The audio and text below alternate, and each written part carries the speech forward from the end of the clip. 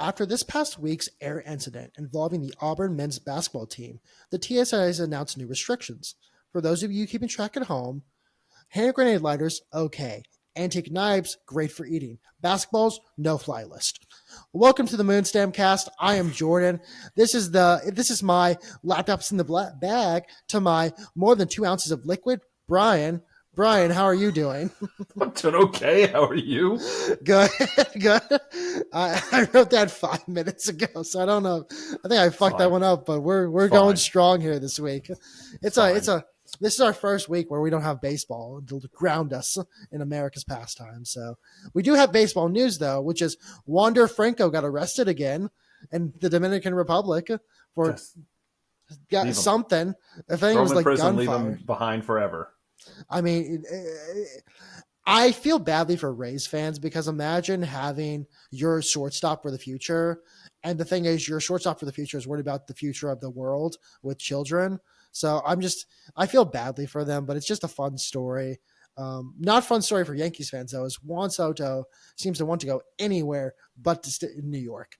So Dodgers are courting him, Red Sox are courting him. It seems like every team in America wants Juan Soto right now. The Rays took a shot at him, or at least looked at him, which is God. Let's not fucking kid ourselves. I mean, I want a team to come to me and be like, listen, we have no money and no success, but we have some potential maybe. And then, he just goes like, no, I want $100 million a year. And he's not, I don't imagine Juan Soto's going to do the deferral route like our tax scheme boy, Shohei Ohtani, who again, Ibe died for. Thank you, Ibe, for your Rest in peace. sacrifice. Yeah, rest in peace. Have fun in federal prison. We appreciate your sacrifice for this World Series. I saw something like the Dodgers have made 120 off of Shohei at this point. So, I mean, for $7 million, it all works out. It's fucking insane, dude.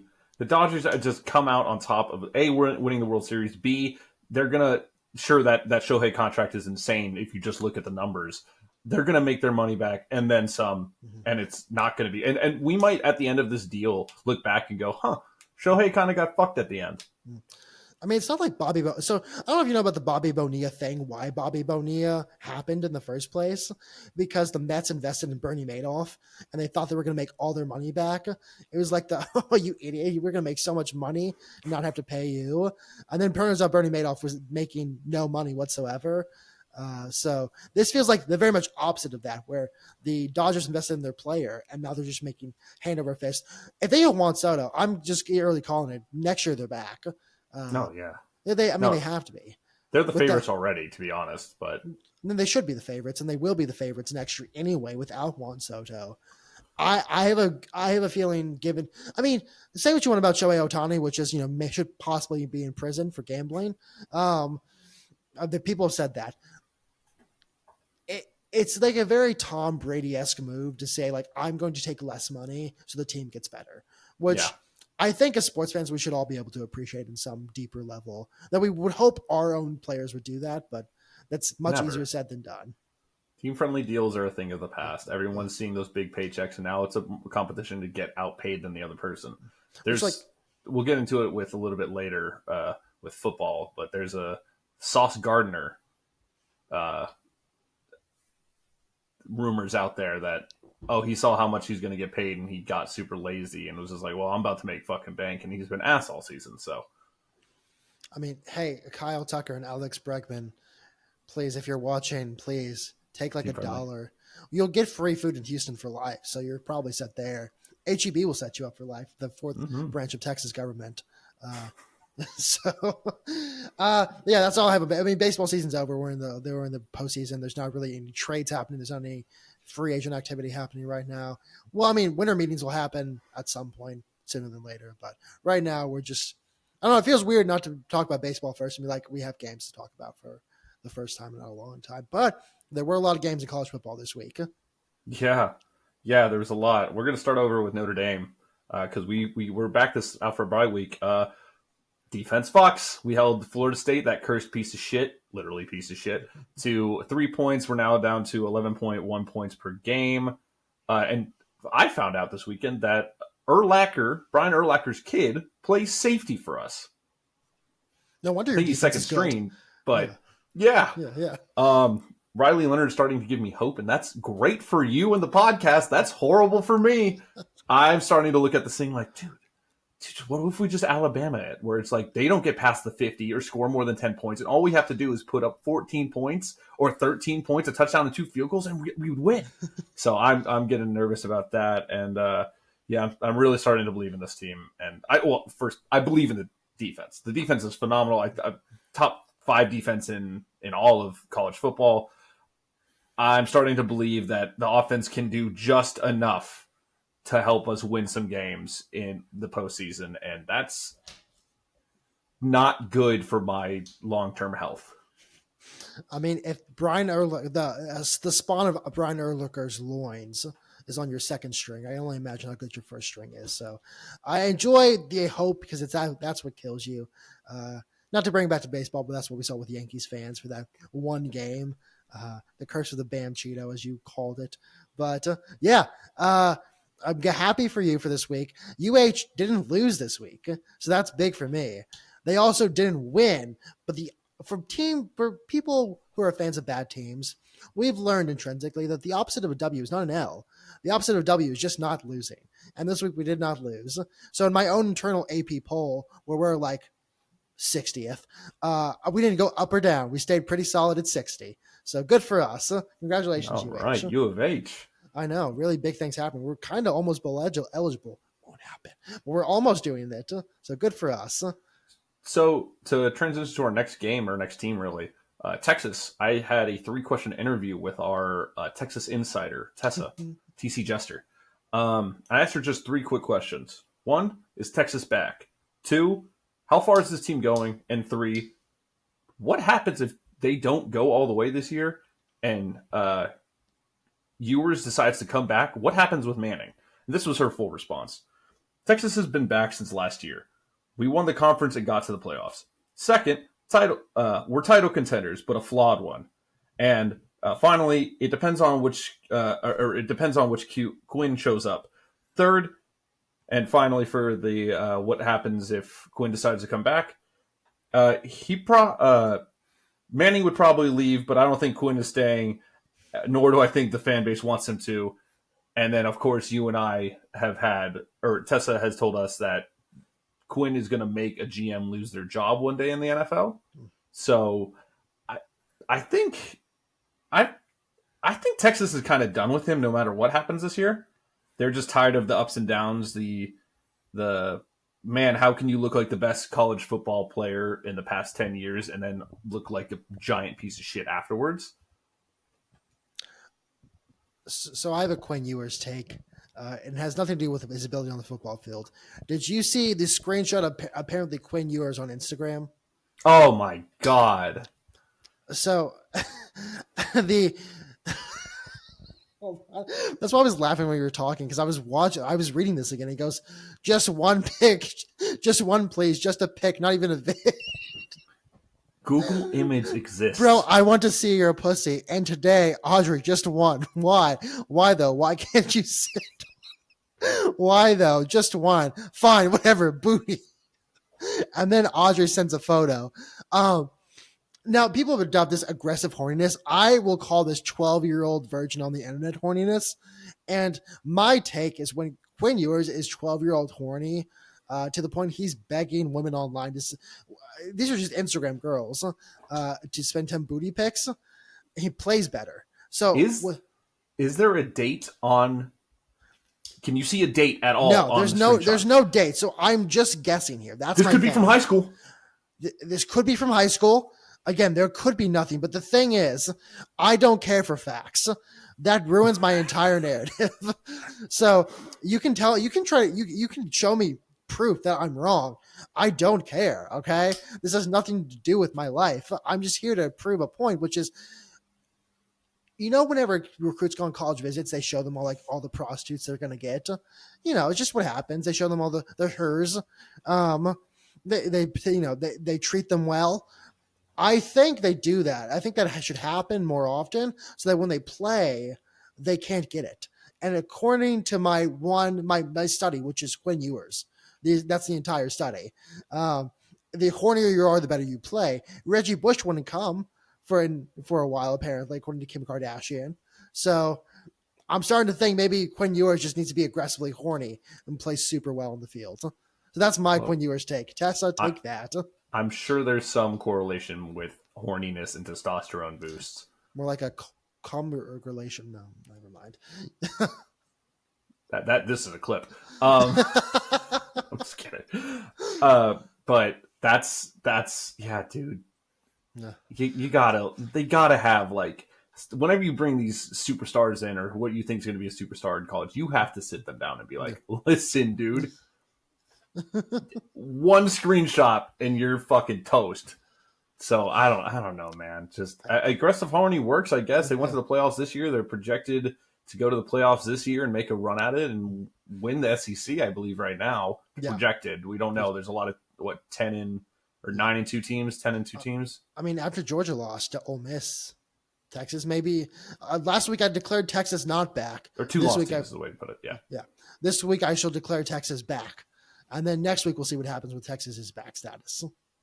So, which, I mean, Quinn Ewers wants to do some back shots. So, last thing on Texas for me is I don't think Tessa realizes that I'm going to ask her every single week. Mm. I should have started week 1 doing this, but this is my new Texas update. Every single Texas update, I'm going to ask her, is Texas back for the next as long as this podcast runs? Okay, perfect. Yeah, we need someone who's not us to know, because we're very vaguely in the know, but we're not back experts. I don't study Texas. Just like when yours tries to study women. That wasn't even good. I'm not proud of that one. Not proud of that one. Yeah. Talk about SEC real quickly. SEC is just overall probably the best conference in football. We know that. That's normal. We get that. But it's nice we have evidence of it because in the top 5, there are 4 Big Ten teams, then nothing else. I don't think they even received votes. And then SEC used to be sprinkled throughout. The Big 12 exists. The Big 12 is the league. John Rothstein, before every single March Madness, when the bracket comes out, he gives each region a name. So it's like the region of point guard or whatever he says. Big 12 is the Conference of Cannibals, the CC, because they all keep killing each other. Yep. Like even when, BYU is a 1-loss team. Colorado's a 2-loss team. We're not talking about teams that are like, Georgia. We're actually not Georgia anymore, but we're not talking about like a Texas whose loss is against Georgia, who's like a top-tier team. These teams are cannibalizing each other, which is kind of nice to see, but at the same time, it doesn't give me any hope that they're going to make it far in the playoffs / national championship. I mean, BYU might not even make the playoffs. We'll see what happens with the next time they come out. They didn't look great against Utah, but they stayed the course and they ended up walking away with a dub, albeit very close. And don't ask Utah fans; they think there was some shenanigans going on. Every college football fan is going to think there's shenanigans. I've watched the video. I think it was a hold. I think the refs got it right, but was Utah at home? No. I think okay. I was going to ask if it was if they thought it was shenanigans, there better have been water bottles throwing onto the field. That's another thing. Can we fucking stop? Yeah. Like what, guys? For fucking real. I have 2. I feel like one's a boomer take and one is a other take. Stop throwing things on the field. This is Texas's fault, by the way, which makes me question their back status. But stop throwing things on the field. It's not fun. Like, it's fun maybe one time in the world. And that's when, like, the Saints versus, I think it was the Vikings, where they just screwed it up. That's the only legitimate time you can throw something on the field where it's like you hope to hit the refs. It's like when you go golfing on the range and you hope to hit the cart guy. Same kind of thing. Stop throwing things on the field. It just affects everyone. Even the tortilla thing is kind of stupid, but that's kind of a different thing. My boomer take is stop taking down goalposts. Just stop it. It's not fun anymore. It's weird. It's no. Here's the thing. If you I will allow Ole Miss to have that. Ole Miss beat Georgia, but it feels like every time you beat a team that's like better than you, you just take down the goalposts, and it's no longer like a cool thing to do. Now it's just like vague vandalism. You got to save that. You got to save your, unlike like Quinn Ewers knows, you got to save your energy to when you bust at the right time. So. Okay, so what about Vanderbilt when they beat Alabama? Is that a big enough upset to warrant it? Yes, because it's Vanderbilt. That's the thing. Like if it was like I don't know, if it was like Ole Miss beat Alabama, I'd have been like, okay, brother. Like even Vanderbilt, I was a little shaky on because I think once they walked 3 miles, I got a little behind them. Like you guys got to work out it at least, which those nerds don't. But they at least got to work out in and kind of ruin some bachelorette parties on Broadway. Don't need to do it every time, guys. Like if Vanderbilt does this again this season, I'm gonna be like, okay, guys, that's too far, too far. Don't do that again. Like if Georgia, I don't know, they don't play Georgia, but if they play Georgia at this point, then they could tear the goal field. I'd be like, no tearing the goals down. So that's like my boomer take right now. I feel like I don't know. I feel like one of like Paul Feinbaum or something right now. But that's my boomer take. Speaking of Georgia, though, Georgia lost to Ole Miss. Ole Miss looked really good. Georgia looked like shit, and Carson Beck stinks. Yeah. He stinks. Yeah. And he has maybe the most punchable face I've ever seen. And that's coming from this guy. He's a super punchable face. I'll kiss that fucking face if you say that again. I'll drive down and kiss your fucking face. He does. And the tattoos look stupid too. His tattoos, cover your ears, Taylor Swift fans. It's like when Taylor Swift curses. It's like when Adam Levine curses. Like, okay, buddy. Sure, you can try. It's okay. Slow your roll, though. Like when Adam Levine's like, I don't give a shit. It's like, okay, Adam Levine, go like, I don't know, look seductively into a mirror with yourself. I just don't want to hear that. Speaking of Adam Levine and bad DMs, is he the one that was like, that had the DM leak where it was like, holy shit, holy fucking shit, your fucking body's incredible. Yes. Oh, okay. Yes. Wow. Maybe she could be a quarterback in the SEC now. It works. I think he's like 50. I don't think he's in his 40s. I don't know. I mean, I don't know. How old are we? But he's 45, so you're actually very close. But, and then I only really have three more college football notes. One of them is Alabama beat the shit out of LSU. Holy shit. They were like, oh, they're ranked 2 behind us. We're going to make them look like a 7-loss team. And I think, what was it, 42-9, 42-6, something like that. They beat the shit out of them, dude.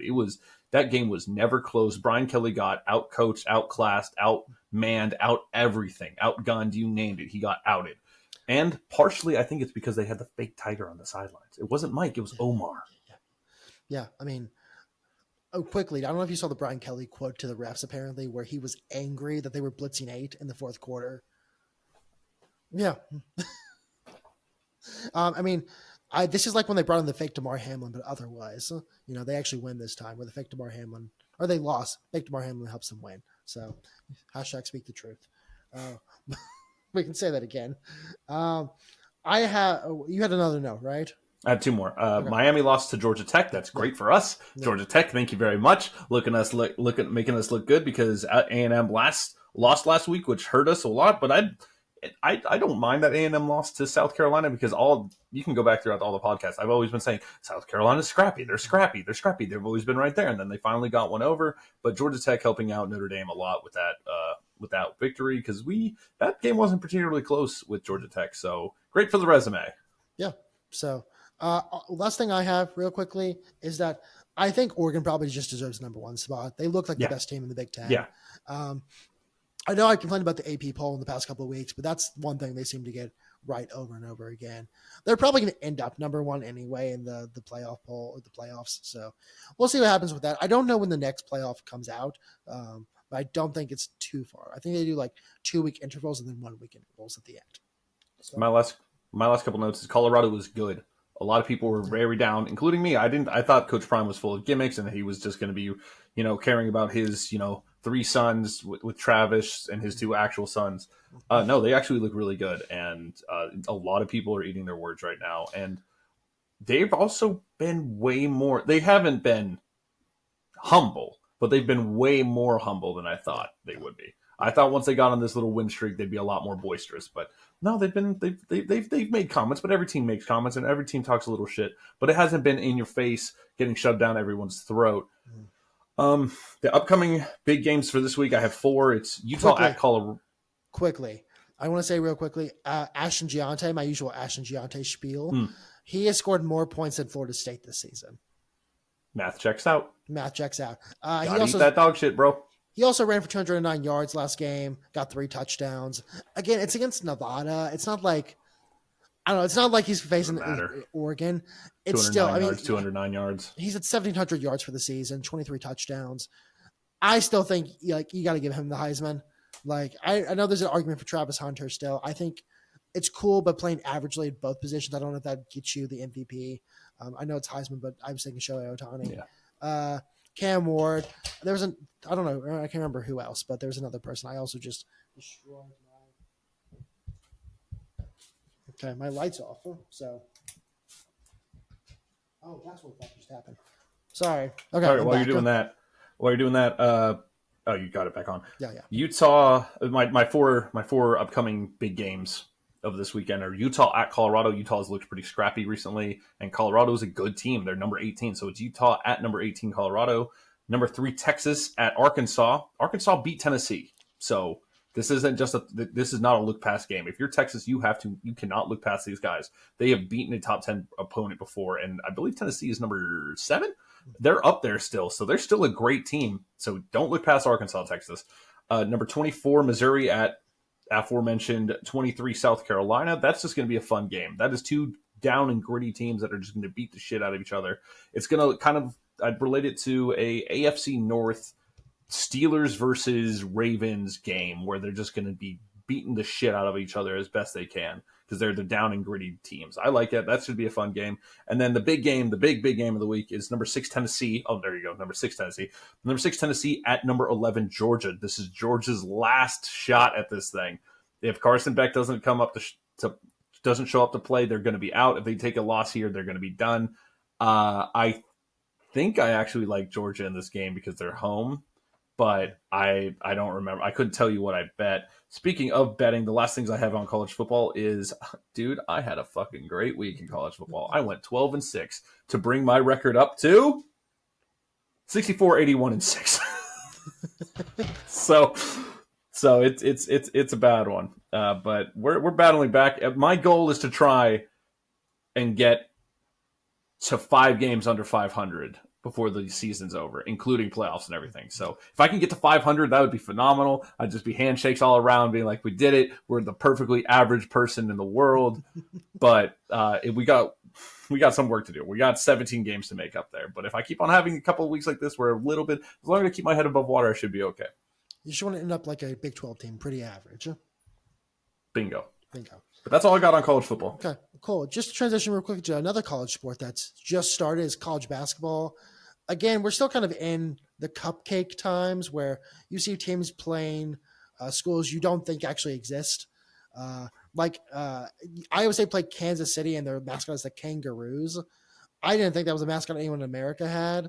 So we're just, doing things like that. But we talked about the Auburn flight in the beginning. That was the weirdest fucking thing I've ever seen in my life. I remember seeing the tweet and I was like, they labeled it horseplay in the beginning, back when there were no facts out. I was like, that sounds like a fight.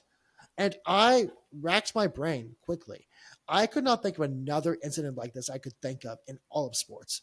I know there's the WWE plane ride from hell, which was, just like the worst thing ever. But that's a very different from something like a team fighting each other. It was a freshman and a senior. The freshman, he just looks like an idiot when he plays.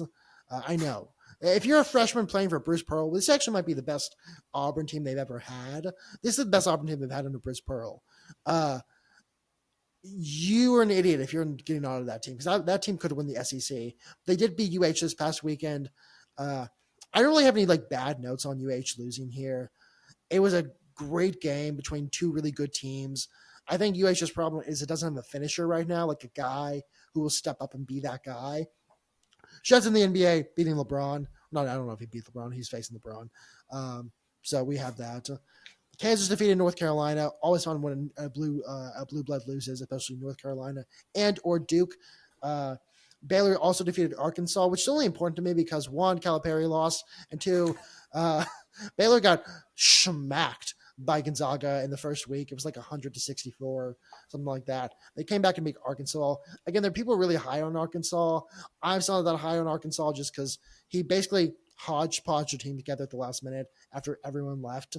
Or was it gone already? So, only big thing with the poll this week is that A&M fell 10 places to 23rd, which I'm actually a little surprised that because they lost to UCF. They beat whatever cupcake school they were, but I don't know if falling 10 is appropriate there. But I also A&M doesn't look great, so that's my college basketball update. We'll see what happens within the next couple of weeks. We'll have bigger matchups as time goes on. There probably are bigger matchups. I should just write them down like you do, but I kind of played fast and loose with my takes. So it's early, right? How long is the how many games played in a college basketball season per team? Let me look Off the top of your head. It's probably close to like 40 or so. Well, Okay, so it's still real early. Yeah, I mean we're early. I'm gonna look like an idiot when this comes out because I don't remember off the top of my head. I just know it basically goes to March, and you're playing like 2 to 3 games a week, 1, 2, 3 games a week. Okay. With the exception of Christmas and Thanksgiving. So 40, you're playing 40 plays about right then. Yeah, 40 plays about right there. So we play about that, and then you go into conference tournaments. By the time you hit January, it's mostly just in conference play, which usually rocks. Mm-hmm. But right now, again, it's like the first week of college football right now. It will be so for 2 weeks where you're playing teams where it's like the entire objective is just to murder them and make them feel sad about themselves and wish they were actually D1 schools. So early on, we'll see what happens. There's a lot of movement that's going to happen. It's just there's nothing right now. Well, I've got a quick NHL update. My Avalanche are 500 now, so we're back to 500. Woo! And breaking fucking news. Mm-hmm. One of our best players now has a positive plus minus. What? We have Nathan McKinnon with 1. He's just over the threshold, but he's back. McKinnon leads the team with 30 points, and all hail Kale, of course, has second amount of points, and he's at 24. That's my quick Avalanche one-hitter, 30 seconds. That's all I really got. Perfect. For me, Maple Leafs have gone off. So they're 9-5-2 now. They're second in the – so I don't really understand divisions work still. That's on me. They're like second in the Atlantic Division, which is in the Eastern Conference. It's like I don't understand. I don't know. I actually haven't ever looked into how playoffs work in terms of seeding. Don't know if I will until playoffs. We'll see what happens. That's the fun. That's the fun. It'll be a surprise. It's like every time the college football. Actually, I don't actually know how college football playoffs are working this year. And I'll figure out when it happens. I should know, but who cares? Okay. I just looked at it. The other one is they have the Atlantic Division and the Metropolitan Division. All right, but then the West has the Central and Pacific Division. I don't know who came up with the names for the Eastern Conference, but they were on something that day. They were feeling a little fruity with their stuff, and I like it. A little fun. So Maple Leafs doing well. I think I talked about Marner having like the most assists I've ever seen, which is the most assists ever. It's only been one season, so obviously it is. 16 assists. Nylander. I think Tavares has also picked it up as well, and then I think. Again, I don't know if Stolarz is good. I just know he's the goalie right now. He's like his save percentage has gone up. Again, I don't know what a good save percentage is. We'll see what I probably should look it up at some time, but it's like batting averages. I know if you're hitting about 250, you're good.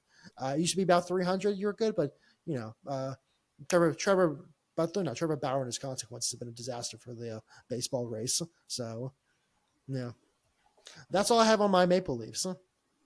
All right, well, then let's transition to probably their longest topic, and that is the Texans. Holy shit, do I hate Bobby Slowick. I just have a couple little quick stats for you, man. 0 second-half touchdowns in the last 4 games. 0. Last night, we gave up 19 unanswered in the second half. I hate this man. I hate this man. This man has done a complete 180 from what he was last year. We were a high-flying, explosive offense. Hell, a couple times this season, we've shown flashes of it. But we're just a completely different offensive unit. And yes, we've had injuries. And yes, we've had some slow O-line play. It shouldn't be this bad. It should not be this bad. And I think you and I saw it a mile away, this game coming a mile away. Like, yeah, our defense is pretty fucking good, so we're going to limit the Lions' offense pretty well. I mean, shit, they had 5 interceptions and we lost, which if you're a defensive player, you walk away head held high. You did everything you were supposed to do. D'Amico as well. This was completely on the offense. Bobby Slowick, I cannot. I saw the Bears today fired their offensive coordinator. And I was Warner, just sitting there hoping that we would get a similar notification about Bobby Slowick. I despise this man. I don't know what's wrong with him. But can I raise my theory again that I'm willing to just say this week instead of just tiptoeing around it? I don't think he knows how to scheme for fast receivers at all. No. He plays so conservatively, and I think it's because he wants to do like these short crossing routes the entire time, short little passes, screen passes. He wants to do his thing. He's afraid. I think he also doesn't believe in Stroud throwing downfield, which doesn't make sense to me because Stroud actually has an arm and can throw downfield, as we saw last season. CJ Stroud has, I think, was it 600 fewer yards this season? It's like it was like 1,000. I don't remember what it was, but he's 600 fewer yards this season, which is crazy because we're through 10 games. He has actually like similar interception ratio. He threw 6 so far, threw like 5 last season through 10 games. He's thrown fewer touchdowns, which that may just be the Joe Mixon effect. I don't know. Also, probably maybe just the fact that they're not throwing as far downfield anymore. They're not letting their fast guys do their fast guys thing. Tank Dell looks neutered this season. Like, I don't know. I know he got shot. Like maybe that's played into it in some sense. He did snap his leg in half last year too. That too. I mean, he's had some medical issues, so maybe he hasn't come back fully. Maybe he has told Slowick, "I can't run like I used to." That's fine, but like I don't know. Maybe I was gonna say maybe I'd like to know, but I actually don't need to know. I'm just a random fucking guy on the internet. At the same time, like you have Stephon Diggs, you have Nico Collins. Throw downfield, my guy. Like just throw a couple a game even because you know Stroud can do it. And we're playing like we're the most conservative team in the nation right now because he won't go downfield. One of my friends texted me at the halftime. He goes, "Your boys are looking good, uniforms and play." And I did not text him back because I've seen this story before. I had PTSD flashbacks at the Colts and of the Chiefs, who we'll get to it later. And I've seen this story before, and it happened again. I've seen 2 last-minute game-winning field goals from other teams this season. Shouldn't happen. That just shouldn't be happening. 1 is too much. 2 is a firing crime. Like you said, D'Amico Ryans, you can hang your head high. That defense plays spectacularly. Lions are the best team in the league, probably. The fact that you only held them to 26 points, we'll say wink, 23 at the best, is something to be proud of. 5 interceptions on Goff, who it wasn't his best game, but he's still a good quarterback. Bobby Slowick, they need to sit him down and do something about this because it's not going to get better. It will refuse to get better. CJ Stroud, his body language looks bad too. I'm afraid we're getting a little close to Caleb Williams territory when it comes to body language. We don't hit it yet. Not there yet, but we're not hit that not yet. Looking great. But we're meandering close, and I'm worried we're going to see him on the ground doing like Caleb Williams on the ground, like looking like that. And we don't need that. So the other argument that people have made for Bobby Slowick's play calling this year has been, hey, Joe Mixon looks so good on the ground that he's gone away from being an aggressive thrower. Well, Mixon had 1.8 yards a carry on 25 carries. So they shut down Mixon essentially, and our entire offense implodes. That's because he's either been way too dependent on Mixon or I don't have an or. I don't they just proved, okay, well, let's take away. Oh, so you guys have been struggling in the pass game, so we're going to take away your run game and make you pass it. Which, there's one bright spot that Menchie stepped up. Menchie looked good this week. This is the best he's looked probably in the past 2 years. It was clearly not enough. And the thing is, you know what a bad thing is? We wasted our offensive line having a pretty good game. I think there was 1 false start and 1 holding, and that's it. We had a great offensive line game. Interesting enough, Kenyon Green wasn't playing because he's done for the season. Just putting that out there. Fuck that guy. But we wasted having a good offensive line game. Mixon couldn't get it going. Don't blame him. They were stacking boxes. They were making sure Mixon was not going to do his thing. And they were like, go ahead, throw the ball. And it wasn't great. And man, no lead is safe anymore. No, with us not being able to put up a single for 4 games now, no touchdowns in the fourth quarter, and then without even being able to put up a single field goal, which that field goal at the end that Fairbairn missed, I don't blame him. That was an insane field goal to go for. Honestly, I wish we would have gone for. Mentally, I was like, why aren't we going for it? And then I was like, because our offense hasn't done shit all game. So it was a damned if you do situation. I knew as soon as we didn't get that field goal, it was over, and it was very much a man. We've seen this fucking movie before. We read this book before. I've heard this story before. Texans game, and it was so frustrating, and they got to make some improvements. We getting Nico back, and I guess if that doesn't fix anything, man. Fucking, I don't care what happens. Get rid of Slowick. I'm done with his shit. I don't remember if you remember me saying this earlier in the season when because we were joking around that the fact that you can't like get close enough to score a field goal in 60 minutes is crazy. The fact that this Texans offense can't get close enough to score a field goal in 30 minutes is also crazy to me. You talked about the O-line. I want to talk about them real quickly. Only one guy, Titus Howard. Listen, it probably wasn't his fault, but it looked like he stripped CJ Stroud. I think that's up there with the butt fumble in terms of just ridiculous things I've seen. Because how do you strip your own quarterback? In some ways, it's really funny and presents the entire second half for the Texans where they strip themselves. It's a physical metaphor we're watching. It's a Greek tragedy we're watching. At the same time, what? How do you strip your own quarterback? Any other team, you and I would be sitting here making jokes, laughing our ass off about this is hilarious. That sucks for that guy, but oh, this is funny. It just had to be us. Yeah. It just fucking had to be us, man. The good thing is the AFC South sucks. So it's like the AL West this year. Everyone sucks. We're just the least worst suckers. And I think coming up we'll have an easier stretch of games a little bit. So hopefully, until that gauntlet, 3 games in 10 days, Dolphins, Ravens, Chiefs. That's gonna suck. Speaking of the Chiefs, they're never gonna fucking lose. So I understand that. I this past week with the Bengals and Ravens and the Chiefs and the Broncos has led me to the point where I am beginning to advocate for reviewing penalties.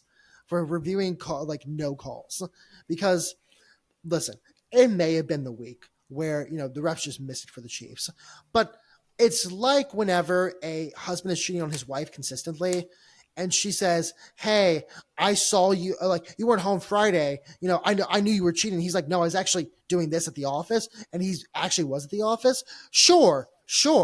She got that one wrong, but she was right in theory. And all the people who are like, Roger Goodell wants the Chiefs to win. This may be just one of the times we get it wrong, but at this point, as Aisha Curry inspired me to do years ago and called out the fact that this is rigged, I'm starting to feel like the wife where it's like, hey, I may have gotten this one wrong, or maybe this was just an accidental no call, but there's happened so many times before, and there's just enough evidence at this point where I'm willing to say, hey, Roger, Joe Biden, you have nothing to do these days. Do an investigation, please. It's getting it's getting a teensy bit ridiculous. Also, of course, they block a field goal. Of course they do. Of course they block a game-winning field goal, because who the fuck else would? Yeah, that's what I was saying. It's just they're never going to lose again. They were dead to fucking rights, and then they block a field goal to win it. It's insane. This team is going to win a third Super Bowl. They're 17-0 in 3 Super Bowls, man. Unless the Bills, who are somehow favorited this weekend, beat them. That's the last bastion of hope. Which, sure, they're playing at Bills, but there's just going to be some fuck shit. The Bills, and also, like we said last week, we've said this for the whole season. The Chiefs are not playing their best ball. No. And once they start playing their best ball, everyone's fucked. Everyone's already fucked. It's just, oh my God, dude. It's like whenever, I can't think of anything for this, but it's like whenever you said we're fucked and we just don't know it. It's like whenever, I don't know, you ate some poison. You ate something and you just don't know it, but it's coming down the tracks and it's going to get you soon. It's like that brain eating amoeba. It's like rabies. Rabies is dormant for years. All right. It's in there. You maybe don't know it's in there, and it's coming for you. That's the Chiefs' third Super Bowl win is like rabies. All right. It's coming no matter what you do. You're doomed. You're damned. You're not going to be able to drink water in a couple weeks. And in February, I'm going to be doing this with water because I'm scared of water now. I'm hydrophobic. We are at the point where the Chiefs will just win, okay? And Roger Goodell can do whatever he wants. I don't know if Roger Goodell's controlling whatever. They are cursed with just being the best. And there's no there's no come down. All right, we're stuck here. We said at the beginning of the season, I gave a rant, not really a rant, more like a monologue at the beginning of the season about how it doesn't matter what we say. Like none of this matters in the end because the Chiefs are going to win it, and we just have to accept that. And then there was hope in like week 3 where I was like, maybe they won't. And then we're the what 9-0 now. I just give up. Like Josh Allen, like I'm sorry, but like you're going to lose this weekend. They're fucking Yugi Mutou, man. There's like, oh, how's he gonna wiggle his? What's the Donald Trump mean? How's he gonna wiggle his way out of this one? How's Donnie gonna wiggle his way out of this one? And Donnie wiggles his way out of this one. Oh, nevertheless, he's Yugi Mutou, man. It's just like they're gonna have some fuck shit. They're going to draw the perfect card. They're going to have the perfect play. They're going to have the perfect defensive stop. They're going to do something where it's just like, this is bullshit. Like, they have the heart of the cards equivalent in football. They have to. It makes no fucking sense, man. They suffer from main character energy, and it's insanity. They're never going to lose, man. And the thing is, this like stretch of games where it's kind of unbearable to watch is like a Yugi Mutou duel, where after like episode 4, you're like, oh my god, just let him win. We know what's going to happen. We know. I don't know, like Merrick's not going to win this duel. Just let him win. Travis Kelce caught a touchdown. Oh, there's old dark magician. Just there it is again. Fucking Karibo. That's just.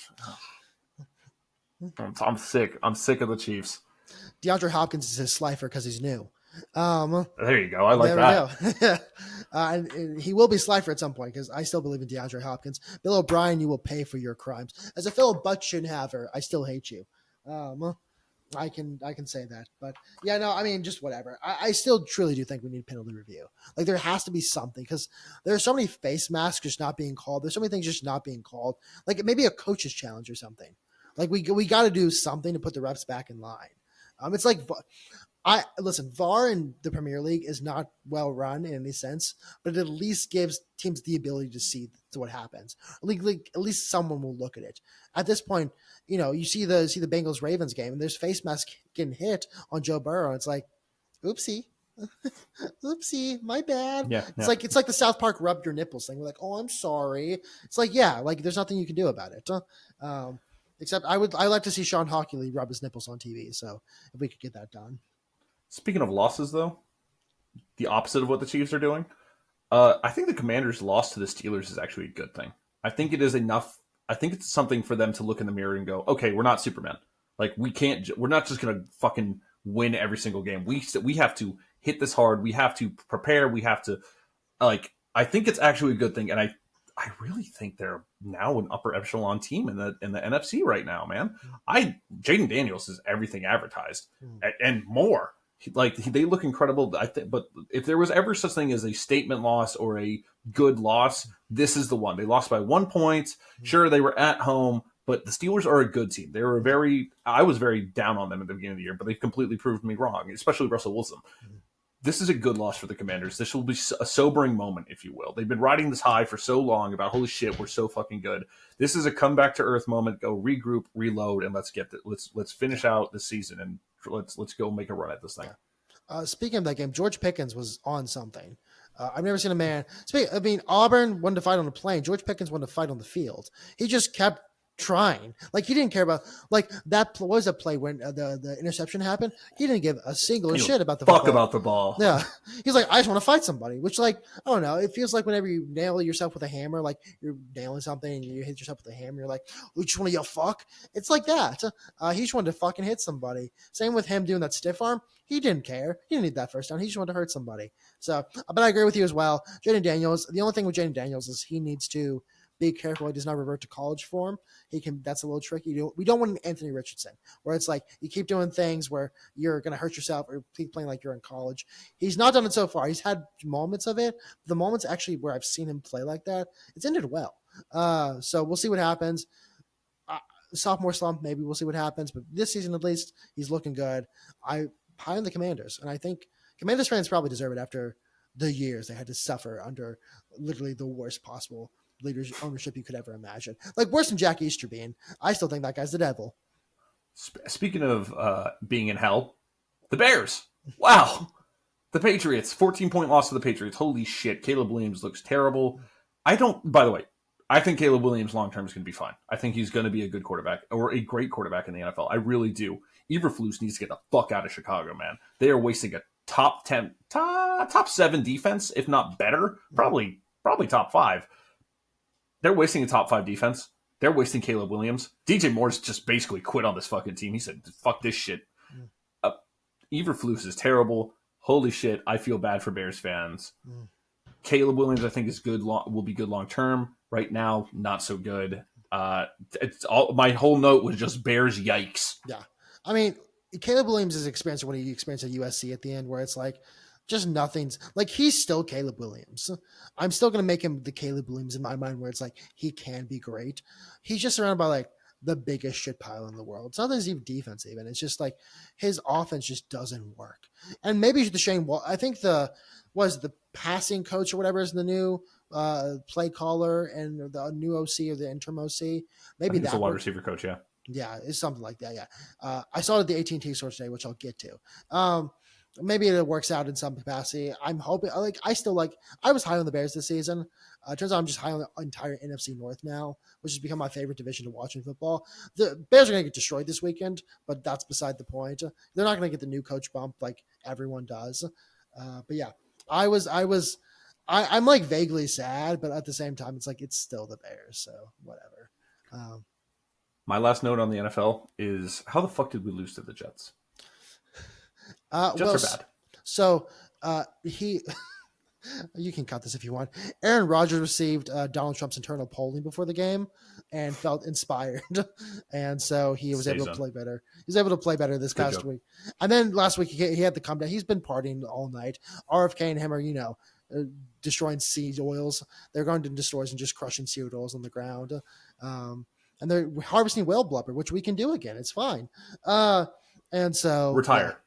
Just fucking retire. It's over. Okay. They gave you everything you wanted. You got a coach fired. They went and got you your best friend. They fucking loaded your offense. They got you. It's over. All right, man. It's over. Brian, you forgot the magic rule. You just need one more Aaron Rodgers friend. If you can ship up Theseus, the New York Jets into the Green Bay Packers, it'll work out completely. Please keep going. I want to see this fail. Please keep going. I think this is fun. Call Randall Cobb. That's all. That's it. That's the last friend. Jordy Nelson's fucking super retired. He's like in the NFLPA or something like that. Like no. If we can get Gronk back, we can get Jordy Nelson back too. All right. The Mets owner, not the Jets owner is the Pfizer guy. I imagine he has enough money right now to just shell out.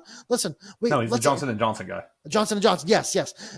Just NIL this bitch. Just pay him under the table. Just like do what Ole Miss used to do and bring bags of money to his house.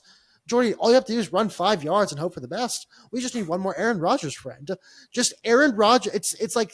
It's just one more Aaron Rodgers friend. And then we just ship a Theseus.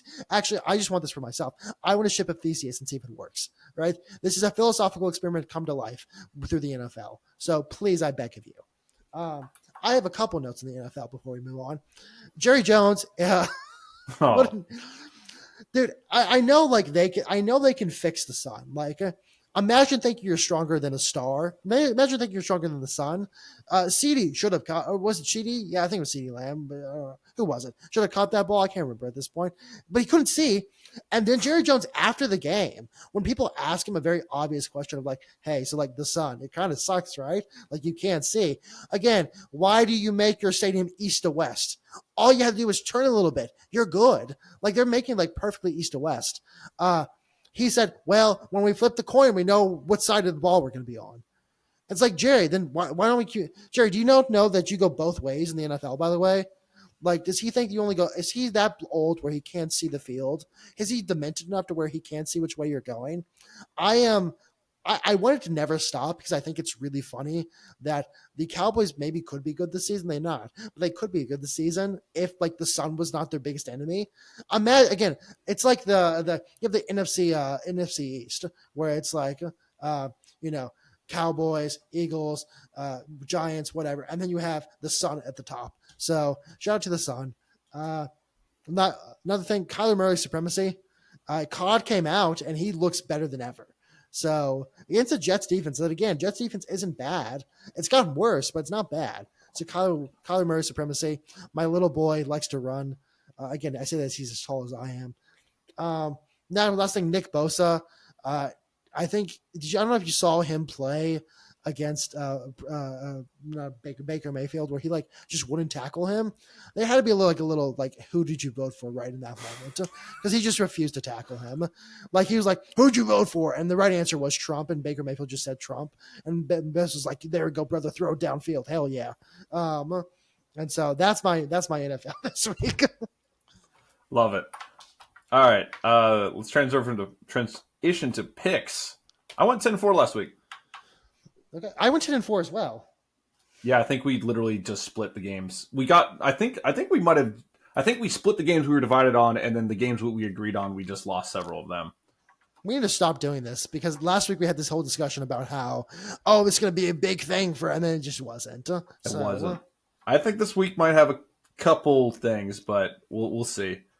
All right, let's start off Thursday Night Football. Looks to be a very good game. Looks like to be a fun game. Commanders, Eagles. So I crossed this out a couple times. I'm going Commanders here.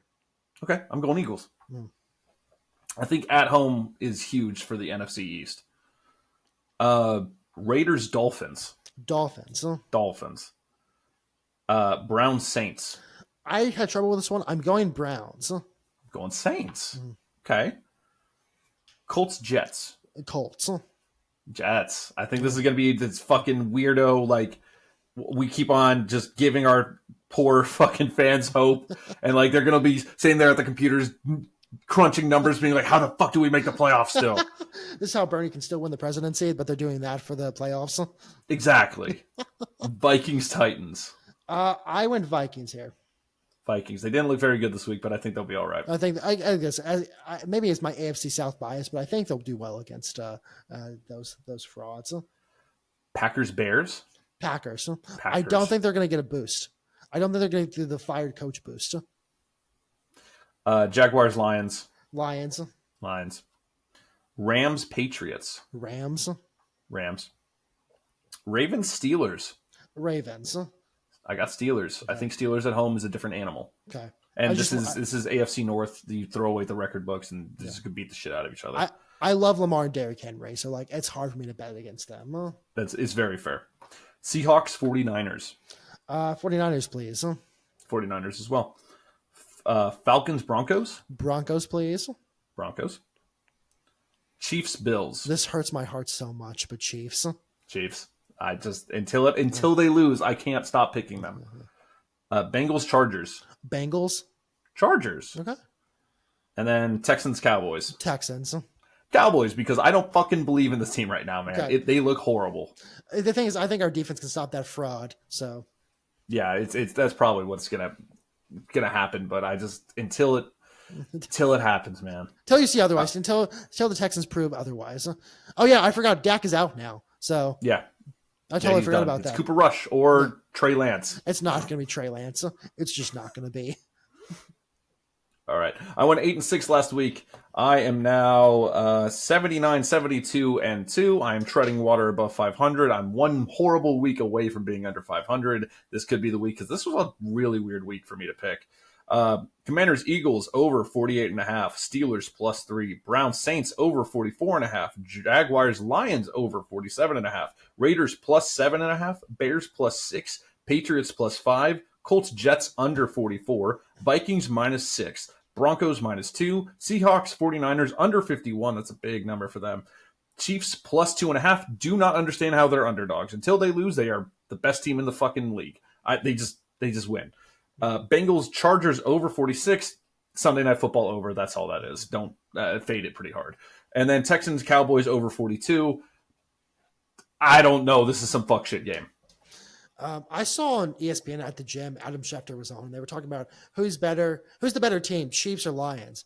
The obvious answer is Lions, but the right answer may be Chiefs, only because they have the magic in them. So I'm going to go on a rant real quickly because we're done with sports, and I've had a fucking long day. So my boomer-ass take of the day, which I think I had one already about the goalpost, is that this country's too secure. We need to stop with digital security. There's too much digital security. Now you go, Jorden, what? Why? Steal my stuff. I don't know. Fucking hacker from China, steal my stuff. Hacker from Russia, steal my stuff. I don't care anymore. So my phone, I have an iPhone XR. It's been rough. I drop it sometimes. It dropped last night. The screen stopped working. Sucked. I had to work from home today to get that fixed. So I just can't do anything. I couldn't even get into work half the time because I don't have the app that works because my screen wasn't there. Okay. What did I try to do this morning before work? I tried to buy an iPhone because the thing is, I want to buy a new iPhone. I want to buy it outright. I don't want to have to finance it or whatever. Just give me the fucking phone. All right. It's that Ron Swanson meme of like how it should be this easy. I want to start a business. That's how easy it should be to start a business in this country. I want to buy a phone. That's how easy it should be for me to buy a phone in this country. It's a goddamn phone. All right. It's made like it's $100 to make with everything included. So I go on at the Apple store to try and do it. Reminder, my phone screen does not work. All right. And I have a MacBook, so the text should go through there. Obviously, today of all days, he just stops doing that. It's because, I don't know, the hacker saw, or like Tim Apple himself saw. I try to buy the fucking phone using my phone number because, it's $30 more to buy it from like a non-carrier one. The thing is, I don't want to deal with that shit. All right, I don't have to call AT&T because, again, my phone screen doesn't work, so I can't call anybody. So I'm just like, let me buy the $8.99 one, whatever. Put my phone in. Oh, they send you a text. And I can't answer the text. I can't look at the text. It's not on my MacBook. All right. Also, like the person, because I'm on my family plan still. All right. I pay my dad the money the month. It's way cheaper for me to be. Yeah. It's way cheaper in every way. So I have to like find the social security number of the right person who's apparently the authorized user of the account. It's not my dad for some reason. It's another person in the family. Who the fuck knows? We'll get to that more later. So I've tried to buy the phone. I can't see it. I've tried everything to see the thing.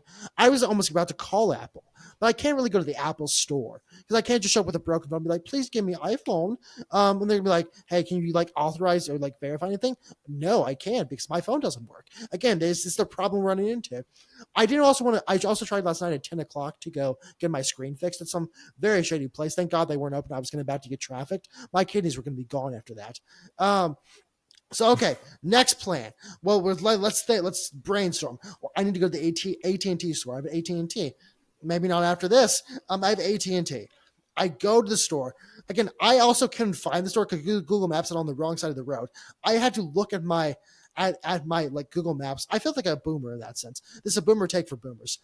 I had to look at the map before I left my house to then make sure I got to the place. It was 5 minutes away from my house. Should be easy. Nope, Google had it on the wrong side of the road. So I was looking on the right side. It's on the goddamn left side. So I'm like going 20 miles an hour trying to figure where it is. Finally get there. Whatever. We get in the store. I explained to the lady who also like followed me into the store. I don't know where the fuck she went. I was like, hey, this is my issue. My phone doesn't work. Whatever. I just want to buy a new one. Please, for the love of God, let me buy a new phone. I'm offering you money. I am offering you $1,000 of my own money to pay for this phone. Again, it should be easy to buy a phone in this country. It can't be that goddamn hard. I can buy anything I want from Amazon in 2 hours. No, apparently not. So she goes, well, you're not an authorized user on the account. I'm like, God damn it. My parents are the authorized users. I can tell you their names, their phone numbers, their birthdays. I can tell you the security question. She goes, yeah, but I can't sell you this. I'm like, what are you talking about? I'm not buying cigarettes at 20. Like, I should be able to buy a fucking phone in this country. Like, I don't know. I'm not buying a mango jewel pod. Just give me the fucking phone. I'm offering you money. And so I offer the lady money. And she's like, no. And so I have to fucking go home again. And I also tried to call my mom from the store to see if she could make me an authorized user. Obviously didn't answer. Not her fault. No one answers. Parents. Yeah. Well, no one answers a call from a number they don't know. Because, again, I can't use my fucking phone, so I had to use the store phone. So we're running into this problem. So I go back to my home. Turns out she's the one who runs the account. She didn't even know that. And maybe I shouldn't say this, but I love my mother. But sometimes explaining technology to her is like explaining math to a rock. We're on two different planes of existence. So I'm begging her, for the love of God, just put me as an authorized user on our account. Also, I looked at my dad's account first. Nope, he's a secondary user. Can't make you an authorized user. Like, God damn it, just let me. I want to buy a phone. I'm trying to give you money. That was way too loud. I'm sorry if I spiked that. I'm That's fine. trying to give you money. So then I have to go back to the store again to fucking buy a phone, which finally we get it done. Well, she goes, okay, well, you need to import all the data from your old phone. I go, ma'am, I cannot get into my phone. I can't open my phone. The screen is broken. I can't use it. She goes, oh, well, you're just going to have to deal with that later. I go, okay, I have a fucking phone now. Also, she wanted me to write a good review for her on Google. Oh, thank God I can't remember my password because it's some weird fucking password. Also, it wanted me to use the YouTube app on my fucking phone. This is the old one, by the way, so I can throw it all I want. To authorize I was the Google user, can't do that. Finally got to the store. But I was like, let me buy the $1,000 phone. Let me buy it. She goes, no, I can only offer you the this one, iPhone 15. Fine, whatever. But you have to finance it for $6 a month for 36 months. God damn it! Just let me buy the phone. So I can't do that. So now I'm on the hook for $6 a month for 36 months, which is cheaper, but still, I just want to buy the fucking phone. So I didn't have to think about it for 3 years. That's 3 years, by the way. I'm not thinking, who knows what will happen in 3 years. The world might be gone in 3 years. So whatever. Also, she says you have to pay for taxes for the day. I go, cool. She goes, that's going to be $80. $80. She goes, do you want to charge her phone? I'm like, no, cool. I'm good. I am good. I'll buy it from Amazon. Let me go home. Let me go home. All right. I finally have a phone that works. Also, it's not iMessage isn't working, so I'm not getting text from anybody because everyone uses goddamn iMessage in this country. For those of you who might think to yourself, you should just get an Android. That's why no one loves you. Okay. How does it feel to know that no one actually loves you in your life? So she goes, okay, I see her go to the wall and get a charger. I think it's complimentary, very nice of her. She comes back and says, your total's $95. Now, I did not realize this until I got to the car because I'm used to, you pay tax. So I was like, oh, yes, taxes. That's why it's more than $80. Brian, why would there be taxes on taxes? That doesn't make any goddamn sense. So I paid the $95, and I get to my car. I'm like, she fucking scammed me, didn't she? It was just an authorized AT&T dealers. Well, maybe it wasn't. I don't know. I may have like a broken phone. This may be like a Russian hacker phone. I'm like letting them into the country right now. I don't know. Someone just texted me hi. I don't know who the fuck that is. It might be a hacker. So I get home. Okay, Brian, and we're not done yet either. That's the fucking poor part of this. Because I set up this phone without doing with the old phone. Okay, I haven't imported any data. And you think it was really easy to do that. No, Brian, it's not easy to do that. So when I set up this phone, there was a new iOS feature, like robbery, whatever. Okay, dumb fucking feature apparently. There's a lot of people in Silicon Valley whose job is just to do a job. It's not actually to innovate anywhere. So on this thing, I've downloaded onto my computer the old stuff because I'm like, I don't want to reset this thing. I don't want to fuck this up. I download it. And then I try to turn off. It says you have to turn off Find My iPhone on your new iPhone to download the old backup save. Cool, whatever. I can do that. No, Brian, turns out you can't do that. You know why?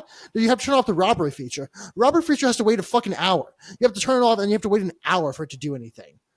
And it's like, oh my God. So it's finally done now, but like, dude, I just want someone to steal my data at this point. I don't care. Like, I don't need to go. SIM cards?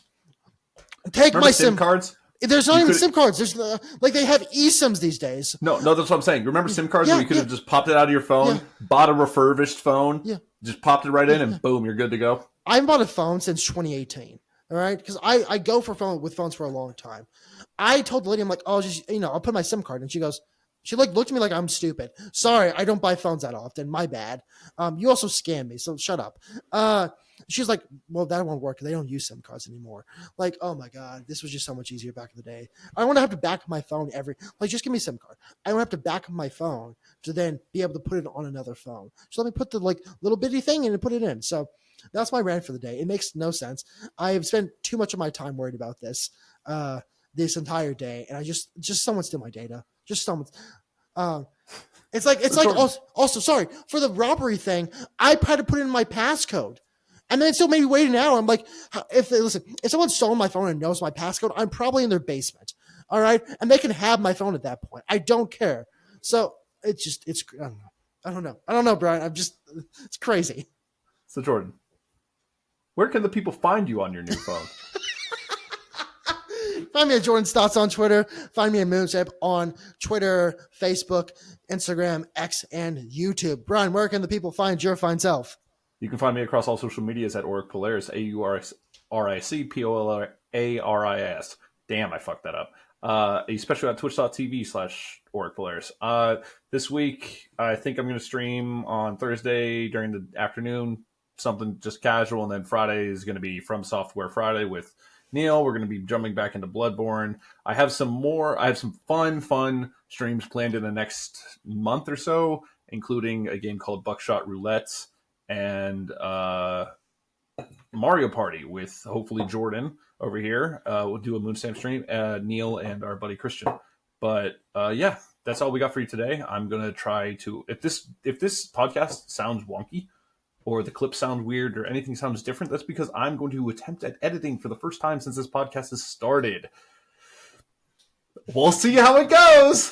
But thank you guys so much for listening. We will see you next week for I think this is number 20, huh? So next week is 21. This is 19. Okay, so I apologize. So next week is number 20, milestone. Another milestone, man. We'll be legal in 2 weeks. Nice. Drink. Yeah. We'll smoke cigarettes on the show, everyone, so stay tuned for that, and stay beautiful.